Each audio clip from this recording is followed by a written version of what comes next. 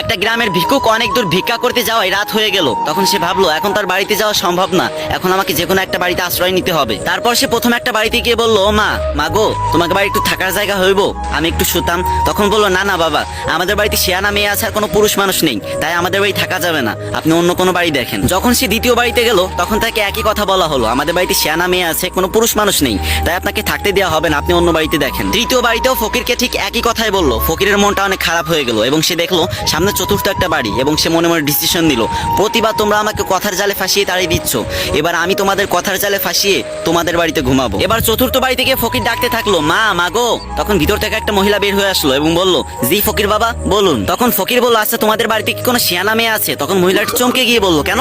তখন ফকির বলল, না মানে আমি একটু শুতাম। তখন মহিলা বলল, কি তুই আমার মেয়ের লগে শুবি? তখন ফকির বলল, না মা, আমি ওটা বলিনি। চুপ কর হারামজাদা, আজকে তোর একদিন কি আমার একদিন। তাই বলেই মহিলাটি চারপাশের লোকজন ডাক দিয়ে